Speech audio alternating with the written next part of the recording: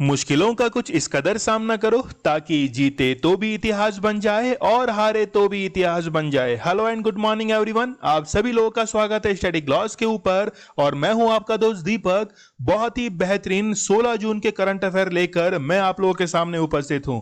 तो चलिए शुरुआत करते हैं आज के दिन की।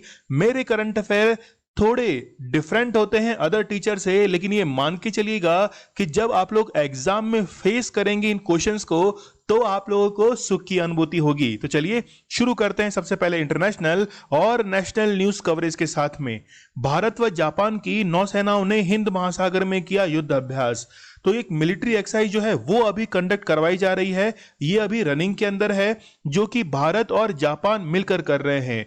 इसका नाम है जिमैक्स 2021 और ये इसका 4th एडिशन है। ये आप लोग याद रखिएगा। देखिए ये जो है वो इंडियन ओशियन के अंदर करवाया जा रहा है और ये चाइना को काउंटर करेगा। चाइना ने इंडियन ओशियन के अंदर अपने कई सारे पोर्ट जो हैं उनको डेवलप किए हैं। जैसे हम लोग देख सकते हैं कि यहां पर है ग्वादर, फिर कराची, इसके बाद में काफी सारे पोर्ट जो हैं इन्होंने निर्मित किए हैं। कहां पर? हिंद महासागर के अंदर। और इसी को काउंटर करने के लिए भारत और जापान जो हैं वो इंडियन ओशियन के अंदर मिलिट्री एक्सरसाइज कर रहे हैं, जिनका नाम है जिमैक्स 2021। अब नाटो ने चीन को बताया गंभीर चुनौती। चीन ने चाहे चोरी छिपे ही क्यों ना अपनी इकोनॉमी को इतना स्ट्रांग कर लिया है, यहां तक कि सबमरीन्स हैं, फाइटर जेट्स हैं, उन्होंने बहुत ही बेहतरीन तरीके से निर्मित कर लिए हैं। तो नाटो जो कंट्रीज हैं उन्होंने चीन को अब गंभीर चुनौती बताया है। केन्या के वरिष्ठ मंत्रियों के साथ विदेश मंत्री जयशंकर ने की राउंड टेबल कॉन्फ्रेंस। वहां पर पहुंच गए हैं एस जयशंकर और केन्या के साथ ये मीटिंग कर रहे हैं। देखिए केन्या और भारत जो है वो दोनों जो हैं वो किसके कंट्री हैं? कॉमनवेल्थ के ये सदस्य देश हैं। इसके साथ में ही दोनों ने रिसेंटली एक बैठक जो थी वो आयोजित की थी और दोनों देशों के बीच में व्यापार को लेकर कई समझौते हुए हैं। इजराइल के नए पीएम बोले भारत के साथ उन्नत रणनीतिक रिश्ता बनाएंगे। तो नेफ्ताली बेनेट जो हैं ये अल्ट्रा नेशनलिस्ट हैं और रिसेंटली इन्होंने एक बयान भी दिया था पाकिस्तान के खिलाफ, जिससे ये साबित होता है कि भारत के साथ इनके रिश्ते काफी अच्छे रहेंगे। और इन्होंने अपने इलेक्शन कैंपेन में ये कहा था कि यदि मैं प्रधानमंत्री बना तो वेस्ट बैंक और गाजा को बिल्कुल साफ कर दूंगा, इजराइल के अंदर उसको मिला लूंगा। G7 देशों की मुहिम से दूर होगी कच्चे माल की कमी। रॉ मटेरियल जो कि वैक्सीन के लिए यूज किया जाता है, G7 कंट्रीज ने दावा किया है कि जितने भी डेवलपिंग नेशंस हैं उनको 100 करोड़ की वैक्सीन जो हैं वो सप्लाई की जाएंगी। G7 कंट्रीज ने ये कहा है। वेटिकन ने केरल की बर्खास्त नन की तीसरी अपील खारिज की। इन्होंने अपनी जो निजी जितना भी सूचनाएं हैं उनको छिपाई है, इसलिए इनके ऊपर ये आरोप लगा और इसी के कारण इनकी अपील जो है वो वेटिकन सिटी के अंदर खारिज कर दी गई है। लागत घटाने व उत्पादकता बढ़ाने को कृषि मशीनीकरण पर जोर। कृषि के अंदर भारत इतनी उन्नति क्यों नहीं कर पाता है? इसका कारण है कि भारत के अंदर जो मॉडर्न मशीनरीज है उनका यूज कम होता है। लेकिन यदि प्रोडक्टिविटी बढ़ानी है और लागत को कम करना है तो हम लोगों को जो मैकेनाइज सिस्टम है उसकी तरफ बढ़ना होगा, मतलब कम मजदूर लगे और ज्यादा उत्पादकता बढ़ जाए। भारत ने 200 सालों में केवल 3% किया कार्बन का उत्सर्जन। विकासशील देश कार्बन का उत्सर्जन कम करते हैं क्योंकि वो अभी विकास की राह पर है, जबकि डेवलप्ड नेशंस जो हैं उन्होंने काफी प्रगति कर ली है, जबकि उनका कार्बन एमिशन काफी ज्यादा है। तो ये मान के चलिए प्रकाश जावड़ेकर जी ने ये कहा है कि 200 सालों में केवल और केवल 3% कार्बन का उत्सर्जन किया है। ओबीसी आरक्षण के उप वर्गीकरण मतलब सब कैटेगरी बनाने के लिए जी रोहिणी की अध्यक्षता में एक समिति का गठन किया गया था 2017 के अंदर, और तब से लेकर अब तक कई बार दर्जनों बार जो है इसका कार्यकाल बढ़ाया जा चुका है। और अब ये न्यूज सामने निकल कर आ रही है कि इसमें अभी और भी वक्त लगेगा। महामारी के चलते मई में रिकॉर्ड महंगाई जो है वो अभी अपने रिकॉर्ड स्तर पर पहुंच चुकी है। 12.5% की दर पर वो पहुंच चुकी है। देखिए महंगाई बढ़ी ही क्यों, यहां पे देखिए कि डिमांड जो है उसमें इंक्रीमेंट हुआ, लेकिन प्रोडक्शन जो है वो काफी कम हुआ। तो प्रोडक्शन कम होने से और डिमांड बढ़ने से जो प्राइस है उसके अंदर इंक्रीमेंट हुआ, और प्राइस के इंक्रीमेंट होने से महंगाई जो है वो काफी ज्यादा बढ़ गई और वो पहुंच गई है 12.5% के ऊपर। यूपीएससी के लिए, करंट अफेयर के लिए काफी सारे कोर्सेज जो है वो हमारी ऐप के ऊपर अवेलेबल हैं। इसके साथ में ही आईबीपीएस, आरआरबी के और जितने भी एसबीआई क्लरिकल के कोर्स हैं वो भी कम दाम के अंदर हमारी ऐप के ऊपर अवेलेबल हैं। तो आप लोग जाइए और आज ही ये कोर्सेज परचेज कीजिए। आप मुझे इंस्टा पर फॉलो कर सकते हैं, कोई भी आपकी क्वेरी हो वो मुझे पूछ सकते हैं। इसके साथ में आपको लेक्चर की पीडीएफ अवेलेबल करवा दी जाएगी टेलीग्राम चैनल के ऊपर। चलिए, सबसे पहले हम लोग 15 जून के करंट अफेयर को रिवाइज कर लेते हैं। लक्षद्वीप से टूना फिश जो है इसको एक्सपोर्ट किया जा रहा है, कहां पर? जापान के अंदर। नासा के बाद यूरोपियन स्पेस एजेंसी ने शुक्र ग्रह पर कौन सा ऑर्बिटर लॉन्च किया है? तो वो है कौन सा? एनविजन।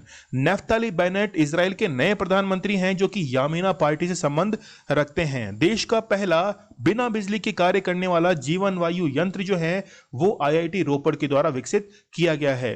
व्यापारियों के लिए ऑक्सीजन संयंत्र स्थापित करने के लिए कौन सा प्रोजेक्ट शुरू किया गया है? वो है प्रोजेक्ट O2 फॉर इंडिया। भारतीय तटरक्षक बलों के द्वारा उड़ीसा में ऑलिव रिडली कछुए को बचाने के लिए कौन सा ऑपरेशन लॉन्च किया गया है? तो वो है ऑपरेशन ओलिविया। हाल ही में किस टाइगर रिजर्व के 200 कर्मचारियों ने वेतन न मिल पाने के कारण हड़ताल कर दी? तो वो है पक्के टाइगर रिजर्व, जो कि कहां पर स्थित है? अरुणाचल प्रदेश के अंदर। टोक्यो पैरा ओलंपिक के लिए ताइक्वांडो प्रतियोगिता में क्वालिफाई करने वाले पहले भारतीय कौन बने हैं? तो बने हैं अरुणा तंवर। शिक्षा मंत्रालय के द्वारा कौन सा पोर्टल लॉन्च किया गया है जिसमें ट्रेनिंग सेंटर स्थापित किए जाएंगे? तो वो कौन सा है? वो है प्रबंध पोर्टल। फ्रेंच ओपन 2021 में पुरुष एकल का खिताब जो है वो किसने जीता है? नोवाक जोकोविच ने पुरुष एकल का खिताब जीत लिया है। ये कल का हमारा स्टडी ग्लॉस क्वेश्चन था। हाल ही में मेढक की नई प्रजाति लिटोरिया मीरा जो है वो खोजी गई है। कहां पर खोजी गई है? न्यू गिनी के अंदर ये खोजी गई है। देखिए, पपुआ न्यू गिनी जो है वो विश्व का दूसरा सबसे बड़ा द्वीप है और वहीं पर स्थित है न्यू गिनी। तो वहां पर लिटोरिया मीरा एक चॉकलेटी कलर का मेंढक है जो कि यहां पर खोजा गया है। चलिए, 16 जून के बहुत ही बेहतरीन करंट अफेयर हम लोग शुरू करते हैं और ये मान के चलिएगा कि एग्जाम के अंदर ये क्वेश्चन आप लोग के सीधे टकराएंगे। चलिए, यूनेस्को की साइंस रिपोर्ट अभी एक जारी हुई है जिसमें भारत में अनुसंधान रिसर्च जो वर्क होता है इसमें जीडीपी का कितना प्रतिशत खर्च किया जाता है। देखिए, काफी कम जो है ये खर्च है और वो है केवल 0.7%। बहुत ही कम है। ये मान के चलिएगा कि यही यदि स्पीड रही रिसर्च के ऊपर तो हम लोग काफी पिछड़ जाएंगे। देखिए, ये रिपोर्ट जो है वो यूनेस्को ने जारी की है और यूनेस्को इस साइंस रिपोर्ट को 5 साल के अंदर केवल एक बार जारी करता है, इसलिए काफी इंपॉर्टेंट है। देखिए, यदि हम लोग ब्रिक्स देशों की बात करें तो ब्रिक्स देशों के अंदर बिल्कुल सबसे लास्ट पोजीशन पर आया है रिसर्च के अंदर, सबसे लास्ट पे आया है इंडिया। जबकि हम लोग बात करें सबसे ज्यादा आगे कौन है तो इजराइल जो है वो सबसे ज्यादा आगे है जिसने अपने जीडीपी का 4.9% जो है वो एक्सपेंडिचर किया है। इसके साथ में ही सेकंड नंबर पे हम लोग देखें तो वो है साउथ कोरिया, इसने अपने जीडीपी का 4.3%। इसके बाद में फिर आप लोग देखिए जापान जो है ये करता है कितना? 3.2%। बिल्कुल आप लोग की बेचैनी में समझ पा रहा हूं, यूएसए का आप लोग इंतजार कर रहे हैं। जापान के बाद में फिर नंबर आता है किसका? जर्मनी का नंबर आता है। जर्मनी कितना खर्च करता है? 2.9% जो है वो खर्च करता है। और इसके बाद में फिर नंबर आता है यूएसए का जो कि 2.7% है, खर्च करता है। चाइना जो है वो 2.2% खर्च करता है अपने जीडीपी का। देखिए, रिसर्च और डेवलपमेंट पे खर्च करना जरूरी क्यों है? यदि हम लोग इस पर खर्च करेंगे तो ये मान के चलिएगा कि हम लोग एक प्रोडक्ट जो है वो बेहतर निर्मित कर पाएंगे। जैसे हम लोग एग्जाम्पल के तौर पे समझें कि कोविशील्ड जो है उसको भारत में इनोवेट नहीं किया गया है, ठीक है? ये तो ऑक्सफोर्ड एस्ट्राजेनेका की वैक्सीन है, जबकि भारत की कौन सी है? कोवैक्सीन, ये भारत की है। लेकिन कोवैक्सीन को अभी डब्ल्यूएचओ ने क्या नहीं दी है? मान्यता नहीं दी है, जबकि कोविशील्ड को मिल गई है।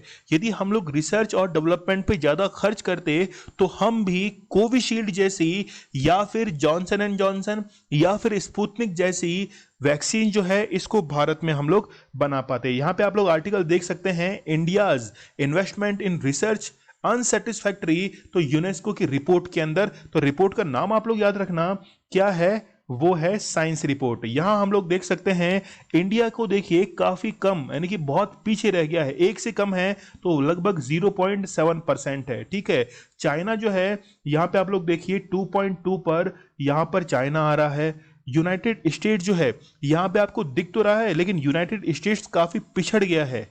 ठीक है, काफी जो है वो इसके अंदर पिछड़ गया है। इसराइल जो है वो इसमें काफी आगे निकल चुका है। चलिए यहां पे हम लोग देखते हैं the gross domestic expenditure on research, तो GERD जो है इसने इसके अनुसार 0.7% जो है वो हम लोग जीडीपी का खर्च करते हैं R&D के ऊपर, जबकि 2014 से लगातार हम लोग क्या कर रहे हैं, इसके अंदर डेक्लाइन कर रहे हैं। तो एग्जाम में जब क्वेश्चन आता है तो स्टेटमेंट में ये आता है कि रिसर्च के अंदर धीरे धीरे हमारा जो डिक्लाइन है वो बढ़ता जा रहा है, तो बिल्कुल ये करेक्ट स्टेटमेंट रहेगा।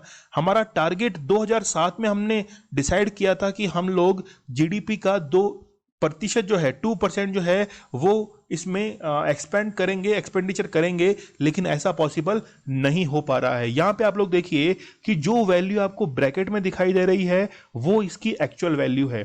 ठीक है, तो इंडिया जो है वो 0.7%, और यहां पर देखिए आप लोग यूएसए की बात करें तो 2.72%, ये ब्रैकेट वाली वैल्यू जो है वो आपको याद रखनी है। ठीक है, चाइना देखिए, चाइना है 2.03%।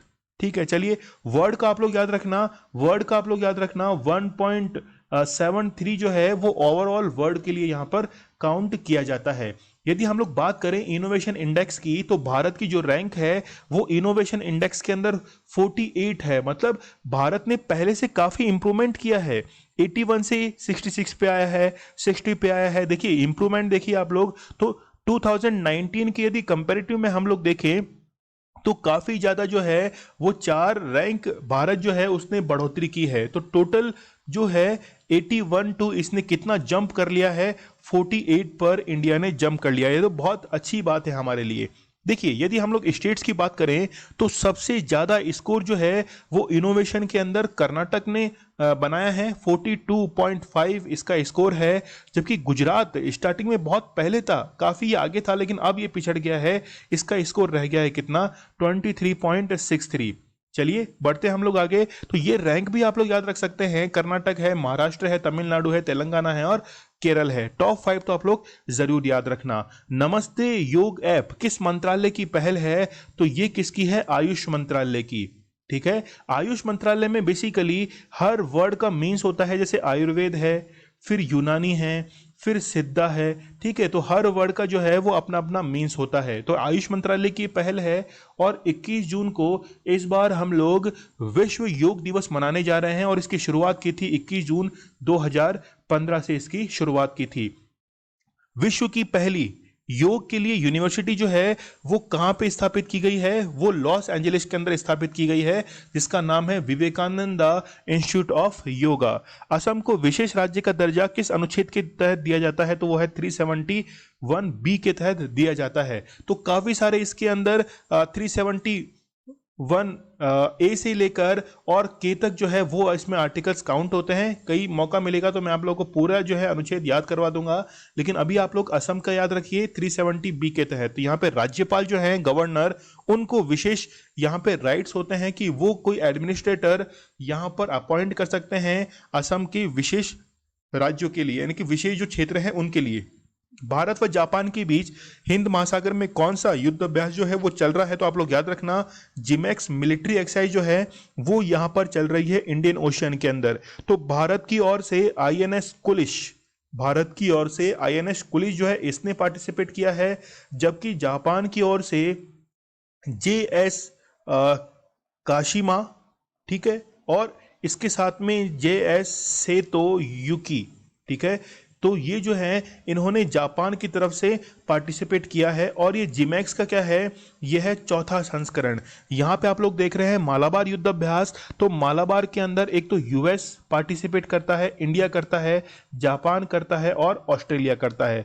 ला पेरूज के अंदर, ला पेरूज में यूएस करता है, इंडिया करता है, जापान करता है और इसके साथ में ही फ्रांस जो है वो भी इसके अंदर काउंट हो जाता है। ठीक है, नोमैडलैंड जो है ये किसके साथ मिलिट्री एक्सरसाइज करता है, क्या आप लोग मुझे कमेंट सेक्शन में बताएंगे। बेसिकली मंगोलिया के साथ ये की जाती है, मंगोलिया के साथ भी की जाती है नोमैडलैंड, और किसके साथ में की जाती है मुझे आप लोग कमेंट सेक्शन में जरूर बताना। चलिए यहाँ पे हम लोग न्यूज़पेपर का आर्टिकल देख सकते हैं, जिमैक्स 2020 यानी कि 2020 में ये हुई थी और उसके बाद में 2021 में भी अभी वर्तमान में ये चल रही है। सैटरडे को ये शुरू की गई थी और संडे को चलेगी और मंडे को जो है यानी कि 3 दिवसीय ये मिलिट्री एक्सरसाइज है। तो यहाँ पे आप लोग देख सकते हैं। ठीक है, तो कई सारे यहाँ पर नेवल शिप जो है ये पार्टिसिपेट करते हैं नॉर्थ अरेबियन सी के अंदर। यहाँ पे हम लोग देख सकते हैं कि इंडिया जो है इसकी इंडियन ओशियन के अंदर प्रेजेंस क्या है। तो इंडिया ने भी अपना नेटवर्क काफी स्ट्रांग किया है। जैसे हम लोग बात करें कि ईरान के अंदर उसने चाबहार पोर्ट जो है उसको डेवलप किया है, यहां तक कि श्रीलंका के अंदर भी ट्रिनकोमाली जो पोर्ट है उसको विकसित किया है। तो हम भी जो है वो इंडियन ओशियन के अंदर काफी स्ट्रांग हो चुके हैं। लेकिन चाइना जो है वो भी इंडियन ओशियन के अंदर, जैसे पाकिस्तान में ग्वादर है, इसके साथ में कोलंबो है। ठीक है, तो कई सारे पोर्ट जो है वो भी बना रहा है, कौन, चाइना बना रहा है। तो यहां पर इस मिलिट्री एक्सरसाइज का ये टारगेट है कि वो चाइना को क्या करे, काउंटर करे। महिला रग्बी विश्व कप 2021 का आयोजन किस देश में किया जाएगा, तो बेसिकली वो 2022 में किया जाएगा, 8 नवंबर से लेकर 22 नवंबर 2022 को। और वो कहां पर किया जाएगा, न्यूजीलैंड के अंदर किया जाएगा। ठीक है, न्यूजीलैंड आप लोग याद रखना, न्यूजीलैंड की कैपिटल क्या है, वेलिंगटन जो है ये इसकी राजधानी है। ठीक है, न्यूजीलैंड बेसिकली 2 आइलैंड के अंदर डिवाइड है, एक तो है नॉर्दर्न आइलैंड और एक है सदर्न आइलैंड। ठीक है, तो 2 आइलैंड्स के अंदर ये डिवाइड है। बीच में जो है वो है कुक वाटर स्टेट। तो कुक जल संधि जो है वो न्यूजीलैंड को 2 इक्वल पार्ट के अंदर डिवाइड करती है। वैश्विक कोवैक्स जो गठबंधन है, अलायंस है, इसमें शामिल होने वाला भारत का पहला राज्य कौन सा है, वो है पंजाब। तो पंजाब जो था वो इसके अंदर शामिल हुआ था। और ये कोवैक्स जो अलायंस है ये किसके द्वारा स्थापित किया गया था, कोवैक्स गठबंधन जो है वो यूरोपियन यूनियन, इसके साथ में WHO और एक कंट्री और है फ्रांस, इन तीनों ने मिलकर ये कोवैक्स पहल जो थी वो शुरू की थी। और इससे क्या करेंगे कि जितने भी गरीब राष्ट्र हैं या फिर जो वैक्सीन परचेज नहीं कर सकते, जैसे घाना, तो घाना को इन्होंने क्या किया था, सबसे पहले फ्री ऑफ कॉस्ट जो थी वो वैक्सीन सप्लाई की थी। चलिए, हाल ही में तुलु भाषा को संवैधानिक दर्जा देने की मांग उठ रही है। यह किन राज्यों में बोली जाने वाली भाषा है, तो ये जो है वो कर्नाटक और केरल के अंदर भाषा बोली जाती है। यहां हम लोग देख सकते हैं कि ट्विटर पर एक कैंपेन चला था और लगभग 2.5 लाख तक ट्वीट किए गए थे। तो ये तुलु जो लैंग्वेज है वो कर्नाटक के अंदर और केरल के अंदर बोली जाती है। यहां हम लोग देखें कि विश्व में सबसे ज्यादा जो लैंग्वेज बोली जाती है नेटिव पीपल्स के थ्रू, तो वो है मंदारिन, चाइना की लैंग्वेज है। जबकि ओवरऑल यदि देखें तो इंग्लिश सबसे ज्यादा बोली जाती है। ठीक है, हिंदी जो है वो ओवरऑल के अंदर 3rd नंबर पर आती है, जबकि नेटिव के अंदर यानी कि केवल भारतीय ही बोलते हैं तो वो कौन सी है, 4th नंबर के ऊपर है ये। यहाँ पे हम लोग देख सकते हैं कि भारत में टोटल 1652 जो लैंग्वेज जो हैं वो बोली जाती हैं और 8th शेड्यूल में 22 लैंग्वेजेस काउंट होती हैं। एंडेंजर्ड के अंदर 191 लैंग्वेजेस काउंट होती है, मतलब पहले बोली जाती थी, अब धीरे धीरे वो क्या हो चुकी हैं, विलुप्त हो चुकी हैं। तो यदि हम लोग तुलु की बात करें तो 2000 साल पहले से ये द्रविडियन लैंग्वेज जो है इसको यूज किया जा रहा है। तो और रॉबर्ट कार्लवेल ने अपनी book A comparative grammar of the Dravidian of south Indian family of languages के अंदर इस बात का जिक्र किया है कि Tullu is one of the most highly developed language of the Dravidian family. तो ये लैंग्वेज है, ये लैंग्वेज बहुत ही कह सकते हैं कि क्रूशियल है। काफी कम लोग जो हैं वो इसको अडॉप्ट करते हैं। यहां पर ये वर्ड्स के अंदर है और यहां पर ये सेंटेंस के अंदर कन्वर्ट कर दी गई है। तो कितने लोग इसको बोलते हैं, तो कर्नाटक के अंदर आप लोग देख सकते हैं कर्नाटक के अंदर दो डिस्ट्रिक्ट हैं, एक तो है दक्षिण कन्नड़ और उडुपी, जबकि केरल के अंदर कासरगोड जो है वहां पर इस लैंग्वेज को बोला जाता है। और 2011 के सेंसस के अकॉर्डिंग 18 लाख यानी कि 18.5 लाख लोग जो हैं वो इस लैंग्वेज को बोलते हैं। यदि मान लीजिए कि इसको यदि रिकॉग्नाइज किया गया 8th शेड्यूल के अंदर, तो फिर इससे होगा क्या, साहित्य अकादमी जो है इसके अंदर इसको रिकॉग्नाइज कर लिया जाएगा और जो अवार्ड्स हैं वो भी इस भाषा के तहत दिए जाएंगे। इसके साथ में ही बुक्स जो हैं उनको भी ट्रांसलेट किया जा सकेगा तुलु लैंग्वेज के अंदर। और एमपीज और एमएलए जो हैं वो भी इस भाषा का प्रयोग पार्लियामेंट के अंदर कर सकेंगे। इसके साथ में ही सिविल सर्विसेज के जो स्टूडेंट्स हैं वो तुलु लैंग्वेज के अंदर अपना एग्जाम दे सकेंगे। यहाँ पे देखिए कि 14th लैंग्वेज जो है, 14 लैंग्वेज वो तो 8th शेड्यूल के अंदर पहले से ही थी, लेकिन जो 15वीं लैंग्वेज बनी थी वो थी सिंधी और उसके लिए 21वां संविधान संशोधन 1967 में किया गया। जबकि 16वीं, 17वीं और 18वीं लैंग्वेज कौन कौन सी बनी थी, कोंकणी, मणिपुरी, नेपाली, और इसके लिए 71st कॉन्स्टिट्यूशनल अमेंडमेंट 1992 में किया गया। इसके बाद में बोडो, डोगरी, मैथिली और संथाली जो थी वो 2003 के अंदर 92वें संविधान संशोधन से जोड़ी गई थी। तो अब वर्तमान में जो है वो कुल कितनी भाषाएं हो गई हैं, वो 22 भाषाएं हो गई हैं। यदि मान लीजिए तुलु को जोड़ा जाएगा तो उसके लिए कॉन्स्टिट्यूशनल अमेंडमेंट होना जरूरी है और वो 23वीं लैंग्वेज बन जाएगी। तो हम लोग देख सकते हैं कि सबसे पहले लैंग्वेज के बेसिस पे धर कमीशन का गठन किया गया था 1948 में। उसके बाद में जेवीपी कमेटी यानी कि जवाहरलाल नेहरू, वल्लभ भाई पटेल और पट्टाभी सीतारामैया और फजल अली आयोग जो है ये भी लैंग्वेज के लिए गठित किया गया था। तो क्वेश्चन कई बार ऐसे भी आते हैं कि कौन सा कमीशन जो है वो लैंग्वेज के लिए गठित नहीं किया गया था, तो आप लोग उसको वहां से एलिमिनेट कर सकते हैं। भारत में कोविड-19 की वैक्सीन से पहली मौत किस कारण हुई है, तो वो यहाँ पे आप लोग देख सकते हैं। ए आंसर जो है वो इसमें करेक्ट होगा, एनाफाइलैक्सिस जो है इसके कारण हुई है। देखिए 68 ईयर ओल्ड एक व्यक्ति थे जिन्होंने वैक्सीन लगवाई थी। देखिए इस वैक्सीन की वजह से यानी कि ये जो रोग आप लोग देख रहे हैं डिजीज, इसमें क्या होता है कि एक रिएक्शन होता है और रिएक्शन होने से आपके अंदर एलर्जी जो है वो बढ़ जाती है और एलर्जी जो होती है इसको बॉडी जो है वो अडॉप्ट नहीं कर पाती और इंसान की क्या हो जाती है, मृत्यु हो जाती है। इसलिए कहा जाता है कि जब भी वैक्सीन लगवाएं तो 30 मिनट तक उस सेंटर पर आप लोगों को क्या करना चाहिए, वहीं पर वेट करना चाहिए और थोड़ा सा रेस्ट ले लेना चाहिए। तो आप लोग यहाँ पे देख सकते हैं only 1 death due to Covid vaccine in India, तो कंफर्म रिपोर्ट बाय सेंटर। यहाँ पे आप लोग देख सकते हैं 60 ईयर ओल्ड ये व्यक्ति थे और 31 मार्च को इन्होंने ये क्या ली थी, इनकी डेथ हो गई थी, जबकि 8 मार्च को इन्होंने ये वैक्सीन ली थी। और जिस कारण से इनकी मौत हुई है वो डिजीज आप लोग यहाँ पे देख सकते हैं और इसके अंदर लीथल एलर्जिक रिएक्शन जो थे वो देखे जाते हैं। और इस चीज़ को कंफर्म किया है किसने, AEFI ने, मतलब national adverse events following immunization. तो इसके तहत जो है कमेटी के अंडर इस चीज को अनाउंस किया गया है। सिंथेटिक कैनबिनॉइड पदार्थों के ऊपर प्रतिबंध लगाने वाला विश्व का पहला देश कौन सा बना है, तो वो कौन सा देश बना है, वो है चाइना। ये क्या होता है, तो आप लोग इसको सीधी तरीके से समझिए कि सिंथेटिक कैनबिनॉइड क्या होता है, आप लोग इसको समझिए गांजा, ठीक है, या आप लोग कहे सीधे सीधा भांग। तो भांग जो होती है इसको कहा जाता है क्या, सिंथेटिक कैनबिनॉइड जो है वो कहा जाता है। तो भांग के ऊपर इन्होंने क्या लगा दिया है, प्रतिबंध लगा दिया है। तो भांग की खेती करने वाला भारत का पहला राज्य कौन सा है, भारत का पहला राज्य है जिसने भांग की खेती की है वो कौन सा है, हिमाचल प्रदेश है और वहां पर इसको अलाउ भी कर दिया गया है। नीति आयोग के द्वारा अंडमान निकोबार के किस द्वीप को, तो वो कौन सा है, ग्रेट निकोबार जो आइलैंड है इसके विकास के लिए, डेवलपमेंट के लिए कार्यक्रम जो है वो बना दिया गया है।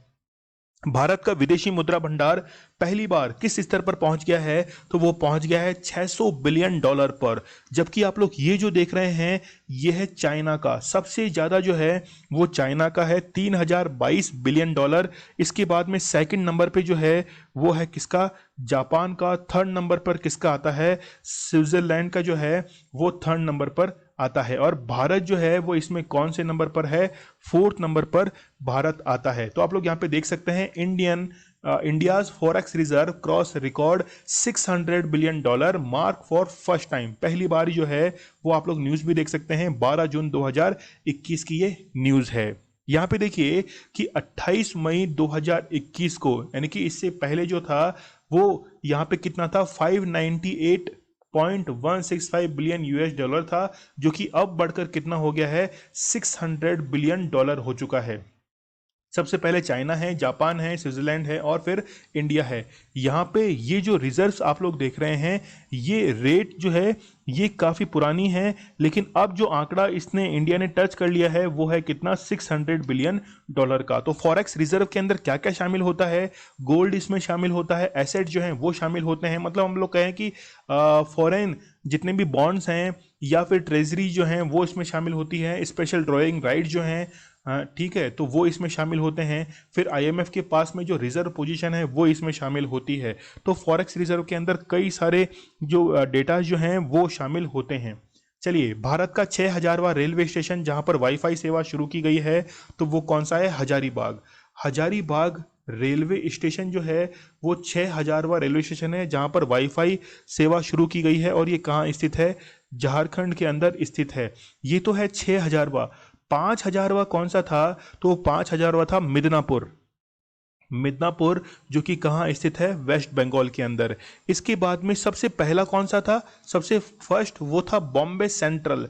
बॉम्बे सेंट्रल सबसे पहला बना था। देखिए, ये जो योजना थी वाईफाई वाली वो 2016 के अंदर शुरू की गई थी, और इसका टारगेट था कि 5 वर्ष में यानी कि 2021 तक कुल 6000 रेलवे स्टेशन जो हैं इनको क्या किया जाएगा, वाईफाई। लेकिन ये वाईफाई प्रोवाइड किसके द्वारा करवाया जाएगा, तो एक तो है गूगल, गूगल के साथ में फिर है टाटा, ठीक है, टाटा जो इंडस्ट्रीज है वो इसमें शामिल है, और इसके साथ में रेल टेल, जो रेलवे मिनिस्ट्री है उसकी एक पहल है रेल टेल। तो तीनों मिलकर क्या करवा रही हैं, ये वाईफाई सुविधा उपलब्ध करवा रही हैं। एल्डर लाइन क्या है, तो जितने भी बुजुर्ग हैं उनकी समस्याओं को दूर करने के लिए सामाजिक न्याय व अधिकारिता मंत्री जो हैं वो उनके द्वारा क्या शुरू की गई है, ये पहल जो है वो शुरू की गई है। देखिए, बेसिकली एक हेल्पलाइन नंबर जो है वो इसमें दिया गया है 14567। इस हेल्पलाइन नंबर पर कोई भी बुजुर्ग कॉल करेगा तो उनके पास में क्या पहुंच जाएगी, ये हेल्प जो है वो पहुंच जाएगी। चलिए, भारत में पहली बार कॉफी की नई प्रजाति देखी गई है, इसका नाम है पायरोस्ट्रिया जो है लाल जी, इसका ये नाम है, और इसको कहाँ पर देखा गया है, अंडमान निकोबार के अंदर पहली बार इसको देखा गया है। देखिए, बेसिकली ये भारत की है ही नहीं, ये जो है वो मेडागास्कर की ये क्या है, प्रजाति है, और मेडागास्कर पूरे वर्ल्ड में 4th नंबर का ये सबसे बड़ा आइलैंड है, ठीक है, अफ्रीका के ये ईस्टर्न साइड में आता है। और ये जो कॉफ़ी है ये IUCN की रेड लिस्ट के अंदर भी शामिल है, ठीक है, वल्नरेबल कैटेगरी के अंदर रेड लिस्ट के अंदर ये शामिल है। आप लोग यहाँ पे देख सकते हैं कि अंडमान निकोबार जो है वो कई आइलैंड्स के अंदर डिवाइड है, और 10 डिग्री जो पास है वो अंडमान को निकोबार से अलग करता है, ठीक है। यहां अभी हम लोगों ने थोड़ी देर पहले देखा भी था,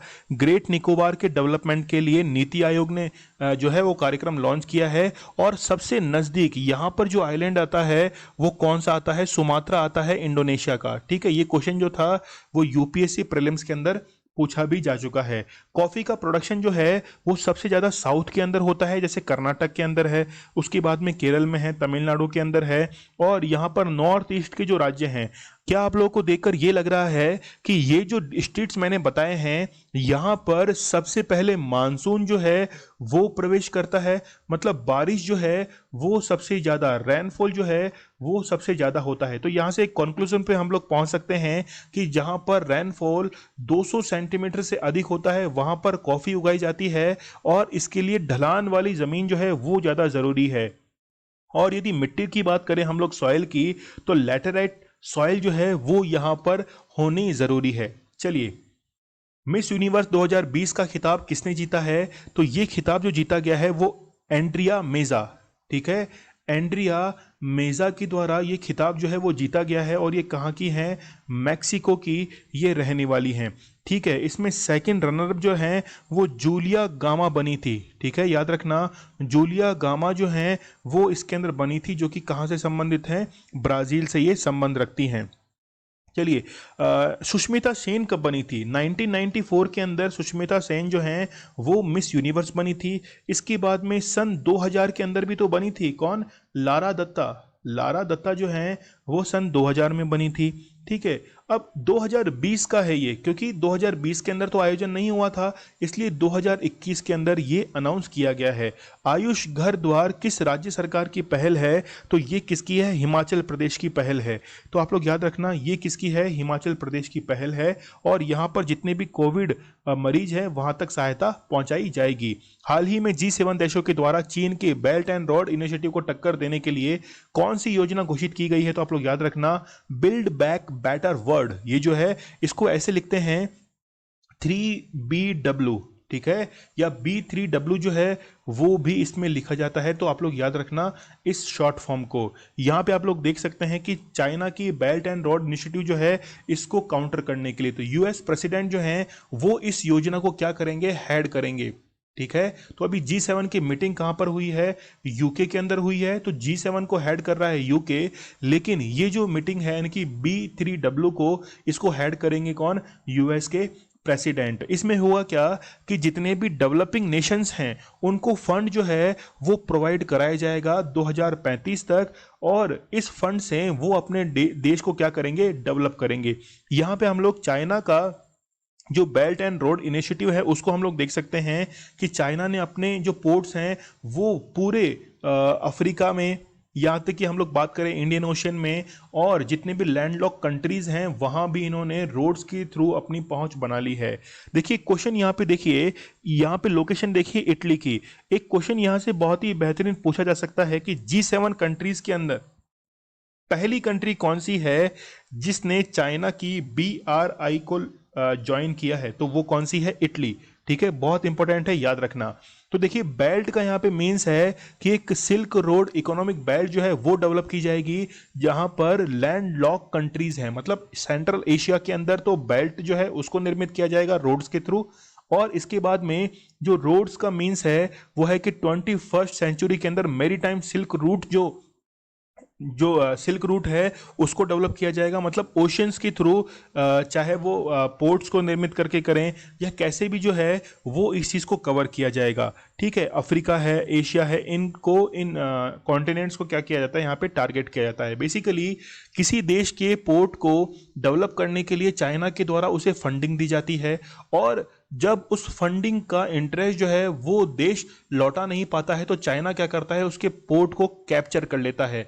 इसी को ही कहते हैं कौन सी? Debt trap policy. तो अपने ट्रैप के अंदर वो फंसा लेता है। तो आप लोग यहाँ पे देख सकते हैं कि मस्त मजे में बैठे हैं G7 कंट्रीज के हेड। ठीक है, तो यहाँ पे जो है क्या आप लोग इन शक्लों को पहचान सकते हैं? यदि लाइव क्लास होती तो मैं आप लोगों से एक एक के इनके नाम पूछता। चलिए, तो सबसे बेहतरीन शक्ल जो है वो आप लोगों को किसकी दिखाई दे रही है वो मुझे आप लोग कमेंट सेक्शन में जरूर बताइएगा। सरकार ने 15 जून 2021 से सोने पर किस प्रावधान को अनिवार्य रूप से लागू कर दिया है? तो हॉलमार्क जो है ये अनिवार्य रूप से लागू होगा। देखिए पिछले 5 वर्षों के अंदर यदि हम लोग पिछले 5 वर्षों की बात करें तो 25% जो है वो इंक्रीमेंट हुआ है किसके अंदर? हॉलमार्किंग के अंदर। और भारत के अंदर ये कैपेसिटी है कि वो 14 करोड़ जितने प्रोडक्ट्स हैं उनको क्या कर सकता है? हॉलमार्क कर सकता है। अब देखिए कि भारत के अंदर पहले जो था ये कंपलसरी नहीं था कि आप हॉलमार्क लगवाएं ही, लेकिन 15 जून से ये अब जो है वो कंपलसरी कर दिया गया है। लेकिन मान लीजिए अब भी किसी ने हॉलमार्क नहीं लगाया तो फिर क्या होगा उसके साथ में? अब जो है जो भी यहाँ पर सुनार है, यानी कि जो भी जिसने भी इसको बनाया है, जौहरी है, वो क्या करेगा? उस प्रोडक्ट का 5 गुना जो है 5 टाइम जो है उसको पे करना पड़ेगा, वो जुर्माना उसको भुगतना पड़ेगा। इसके साथ में ही हो सकता है कि उसको 1 साल की जो है वो जेल भी हो सकती है। इसलिए अब जो है इसको क्या कर दिया गया है? अनिवार्य कर दिया गया है। तो 1 जून जो है, देखिए earlier it was expected to be implement from 1 June 2021, लेकिन कोविड-19 के चलते थोड़ा सा इसको क्या किया गया? इसको एक्सटेंड किया गया है। ठीक है, तो यहाँ पे कई सारे मार्क्स जो हैं वो हॉलमार्क के तहत किए जाते हैं, जैसे BIS। ठीक है, BIS लोगो जो है वो भी आता है। BIS के भी हेड कौन है? प्रमोद तिवारी जो हैं, प्रमोद तिवारी वो अभी BIS के हेड हैं। फिर प्योरिटी ऑफ गोल्ड, ठीक है, तो यहाँ पे 916 ऐसे सिंबल जो हैं वो आप लोगों को गोल्ड पर देखने को मिलेंगे। फीफा विश्व कप 2022 से किस देश ने अपना नाम वापस ले लिया है? तो नॉर्थ कोरिया जो है इसने अपना नाम जो है वो वापस ले लिया है। ये कहाँ पे आयोजित होने जा रहा है? तो ये जो है वो कतर के अंदर आयोजित होने जा रहा है। देखिए 4 साल में एक बार होता है। 2018 में हुआ था रशिया के अंदर, ठीक है। फिर 2022 में हो रहा है ये कहाँ पर? कतर में। उसके बाद अब फिर कब होगा? 2026 के अंदर आयोजित होगा। तो वो कहाँ पे होगा? नॉर्थ अमेरिका में। और नॉर्थ अमेरिका के अंदर कहाँ पर? कनाडा के अंदर होगा। उसके बाद में मैक्सिको में होगा और फिर यूएसए के अंदर ये आयोजित किया जाएगा। यदि हम लोग बात करें 2030 में तो उरुग्वे, ठीक है, साउथ अमेरिकन ये नेशन है उरुग्वे। तो उरुग्वे के अंदर ये क्या होगा? फीफा वर्ल्ड कप आयोजित करवाया जाएगा। फीफा का हेडक्वार्टर कहाँ है? फीफा का हेडक्वार्टर है कहाँ पर? ज्यूरिक के अंदर। ज्यूरिक जो है यहाँ पर इसका हेडक्वार्टर है। ज्यूरिक स्विट्जरलैंड में आता है। और ठीक है, हेड कौन है? जियान इन्फेंटिनो जो है, जियान इन्फेंटिनो वो अभी इसके हेड हैं फीफा के। चलिए, हाल ही में चीन की द्वारा सेंझाओ 12 रॉकेट से मानव अंतरिक्ष उड़ान घोषित की गई है। यह कहाँ से जो है वो लॉन्च की जाएगी? तो गोबी डेजर्ट से जो है वो इसको लॉन्च किया जाएगा। देखिए 2016 के बाद से ये जो है वो फर्स्ट फ्लाइट है कहाँ की? किसकी है? चाइना की।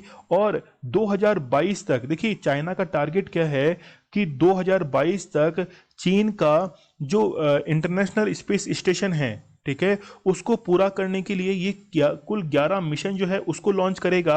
और 11 मिशन में से 4 मिशन जो हैं वो ऐसे होंगे जो कि 12 अंतरिक्ष यात्री को वहां पर लेके जाएंगे। तो उसमें से सेंझाओ 12 जो है वो एक है जो कि गोबी के मरुस्थल से इसको लॉन्च किया जाएगा। तो आप लोग यहाँ पे देख सकते हैं सेंझाओ 12 के बारे में। गोबी जो डेजर्ट है वो चाइना और मंगोलिया के अंदर बीच में दोनों में कॉमन आता है, ठीक है। तो गोबी डेजर्ट जो है वो एक कोल्ड डेजर्ट की क्वांटिटी के अंदर आता है। कोल्ड डेजर्ट के अंदर उसको हम लोग इंक्लूड करते हैं। मंगोलिया की कैपिटल क्या है? उलन बतूर जो है वो मंगोलिया की कैपिटल है और ये एक लैंडलॉक कंट्री है। यहाँ पे हम लोग देख सकते हैं कि चाइना का जो रॉकेट है लॉन्ग मार्च 2FY12 रॉकेट जो है इसके द्वारा सेंझाओ 12 स्पेस क्राफ्ट जो है इसको लॉन्च किया जाएगा जिक्वान सैटेलाइट लॉन्च सेंटर से, ठीक है। इंडिया का भी तो है एक गगनयान जो है वो भी इंडिया का है और इसमें 10,000 करोड़ जो है वो पैसा खर्च होगा और 2022 के अंदर इसे लॉन्च करना प्रस्तावित है। तो इसमें क्या होगा कि लगभग 5 से 7 दिन जो हैं वो पृथ्वी के चक्कर निकाले जाएंगे 5 से 7 दिन तक। और इसमें जितने भी मेंबर्स हैं लगभग बताए जा रहे हैं कि 3 से 4 मेंबर जो हैं वो इसमें जाएंगे इस गगनयान मिशन के अंदर। और गगनयान मिशन में भारत को जो हेल्प कर रहे हैं कंट्री, एक तो है रशिया और एक है फ्रांस। युवा शक्ति कोरोना मुक्ति अभियान किस राज्य सरकार की पहल है? तो वो है किसकी? मध्य प्रदेश सरकार की। तो यहाँ पे देखिए 2 डिपार्टमेंट जो हैं वो इसमें पार्टिसिपेट कर रहे हैं। एक तो है NRHM मतलब नेशनल रूरल हेल्थ मिशन, और इसके साथ में यूनिसेफ जो है वो भी इसके अंदर पार्टिसिपेट कर रहा है। तो दोनों मिलकर जो हैं वो इसमें पार्टिसिपेट कर रहे हैं। क्या होगा कि जितने भी स्टूडेंट्स हैं और इसके साथ में टीचर जो हैं इनको क्या दी जाएगी? ट्रेनिंग दी जाएगी। तो लगभग 16 लाख स्टूडेंट्स को क्या दी जाएगी? इसमें ट्रेनिंग दी जाएगी। मध्य प्रदेश सरकार ने पहले भी तो एक कैंपेन लॉन्च किया था, कौन सा? मेरा मास्क मेरी सुरक्षा, ठीक है। मेरा मास्क मेरी सुरक्षा जो है वो भी किसकी सरकार किसकी पहल है? मध्य प्रदेश की। तो मध्य प्रदेश को हम लोग टाइगर स्टेट कहते हैं। पूरे भारत के 20% जो है वो टाइगर मध्य प्रदेश में पाए जाते हैं। टोटल 526 टाइगर्स मध्य प्रदेश में हैं। आपको पता होगा कि मध्य प्रदेश की एक योजना भी थी, कौन सी? अंकुर योजना। चलिए, ये आज आप लोगों के लिए स्टडी ग्लोस क्वेश्चन है। सतत विकास लक्ष्य 2020-21 में दूसरे स्थान पर कौन से 2 राज्य रहे हैं? मुझे कमेंट सेक्शन में इसका आंसर करना मत भूलना। और मेरे टेलीग्राम चैनल पे आज के जितने भी क्वेश्चंस हैं उनका क्विज जो है वो अवेलेबल करवा दिया जाएगा। तो वहां पे जाकर भी आप लोग इन क्वेश्चंस को अटेम्प्ट कर सकते हैं, ठीक है। जो भी आपकी क्वेरी हो वो मुझे आप लोग इंस्टा पर पूछ सकते हैं। स्टडी ग्लोस आप लोग के लिए बहुत ही बेहतरीन कंटेंट लेके आता है। नॉलेज इज पावर, ये हमारी टैगलाइन है। तो आप लोग चैनल को सब्सक्राइब करना मत भूलिएगा। चलिए, कल मिलते हैं हम लोग बहुत ही बेहतरीन करंट अफेयर के साथ। आज का करंट अफेयर कैसे लगा मुझे कमेंट सेक्शन में जरूर बताइएगा। चलिए, कल मिलते हैं हम लोग, तब तक के लिए धन्यवाद। Thank you.